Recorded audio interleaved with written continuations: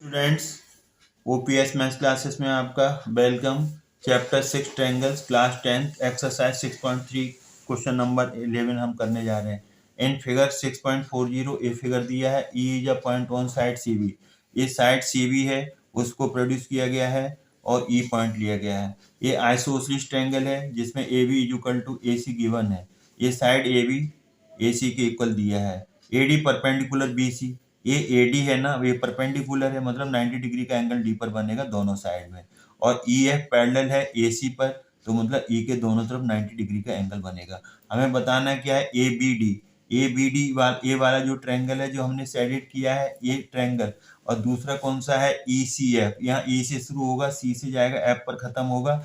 इन दोनों को सिमिलर बताने हैं। तो सिमिलरिटी के लिए आपको पता है ए सिमिलरिटी लग जाती है, या फिर आपका एस ए एस लग जाती है, या एस एस लग जाती है, ट्रिपल एस लग जाती है। मतलब तीनों साइड्स का रेशो या दो साइड्स का रेशो, बीच का एंगल, या दो एंगल किसी ट्रायंगल के इक्वल हो, तो ये सिमिलरिटी लगती है। ये सिमिलरिटी क्राइटेरियाज हैं। तो ये सिमिलरिटी के लिए हमें प्रूव करना होता है। तो हमें सिमिलर दिखाना है। तो यहाँ पर आपको दिया क्या है, A B is equal to A C given है। A B is equal to A C given है। तो A B is equal to A C आपका गिवन है। तो ए बी का अपोजिट एंगल होगा, साइड ए बी का opposite angle होगा एंगल सी, और साइड ए सी का अपोजिट एंगल होगा बी, और इसका रीजन होगा angles opposite to equal sides are equal. मतलब साइड्स इक्वल हैं तो उनके अपोजिट एंगल्स इक्वल आ जाएंगे, और अपोजिट एंगल्स इक्वल होंगे तो अपोजिट साइड्स इक्वल आ जाएंगे। तो यहाँ अपोजिट साइड्स इक्वल हैं तो उनके अपोजिट एंगल्स इक्वल आ जाएंगे, एंगल बी और एंगल सी इक्वल आ जाएंगे। और इसमें आपका इनर ट्रायंगल, कौन सा ट्रायंगल लेना है, inner triangle A B D and triangle E C F. तो इसमें हमने क्या देखा, ए डी बी, तो ए डी बी, और दूसरा कौन सा है, ई सी एफ। तो एंगल डी और एंगल ई, एंगल डी और एंगल ई 90 डिग्री ईच। क्यों, ये परपेंडिकुलर्स हैं, एल्टीट्यूड से या परपेंडिकुलर से। और यहाँ पर हमने क्या बताया था, एंगल बी और एंगल सी जस्ट हमने प्रूव किया है।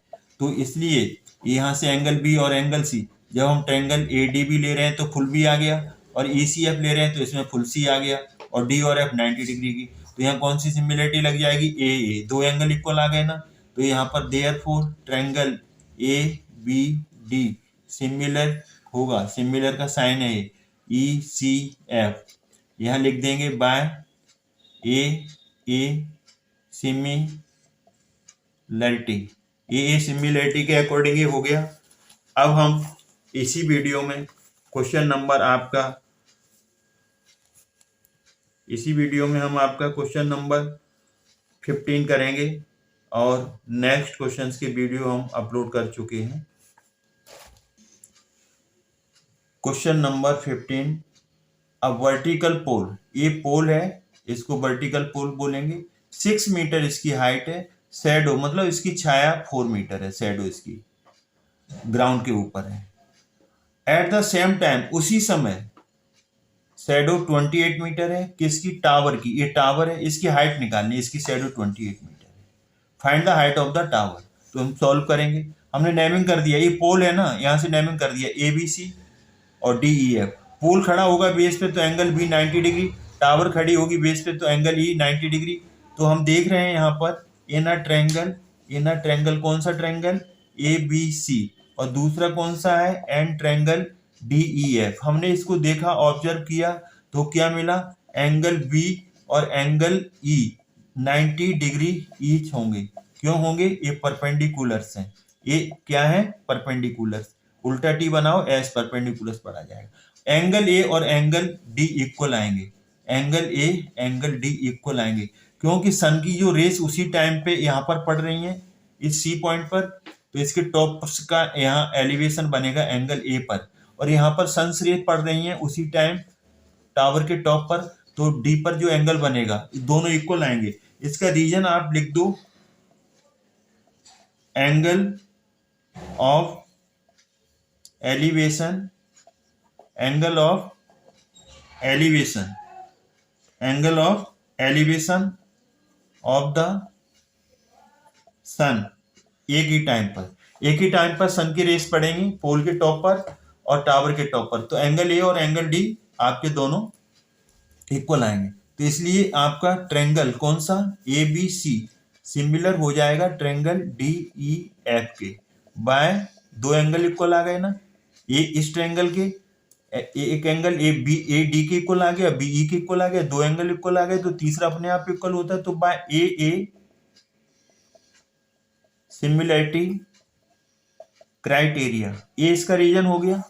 अब जो दो ट्रायंगल सिमिलर हो जाते तो उनकी करस्पॉन्डिंग साइड्स का रेशियो इक्वल आता है, तो हम यहाँ पर ए बी लेंगे तो ए बी के नीचे क्या आ जाएगा, ए बी के नीचे यहाँ पर आ जाएगा डी ई, और जब हम इसकी साइड बी सी लेंगे लास्ट वाली तो इसके नीचे आ जाएगा ई एफ। हमें ए बी गिवन है तो ए बी के साथ डी ई आ गया, हमें बी सी गिवन है ई एफ निकालना है तो पहले डी ई आया फिर ई एफ आया। यह रीजन क्या आएगा, ratio of corresponding sides are equal of similar triangles, ये रीजन आ गया। ए बी की वैल्यू कितनी है 4, फिगर में 4 दिया हुआ है शैडोज की, और डी कितना है, ए बी 4 है, डी 28 है, बी सी यहाँ पर 6 दिया हुआ है, और ई एफ बी सी 6 है और ई एफ अननोन है जिसको बोल रहे हैं हाइट ऑफ टावर, तो 4 से कट जाएगा, 4 बन जाए 4, 4 से बन जाए 28, क्रॉस मल्टीप्लाई करो इसका ई एफ का 1 से होगा तो ई एफ आ जाएगा, और 7 का 6 से 42, ये आपका आ गया मीटर, ये आपकी आ गई हाइट ऑफ टावर। तो इस तरीके से आपका फाइनल आंसर आ गया। इस तरीके से सॉल्व हुआ क्वेश्चन नंबर 15। अब हम नेक्स्ट वीडियो में नेक्स्ट क्वेश्चंस करेंगे, और आपसे रिक्वेस्ट है आप हमारे वीडियो को लाइक करें, शेयर करें और चैनल को सब्सक्राइब करना ना भूलें। Thanks God. अब मिलेंगे नेक्स्ट वीडियो।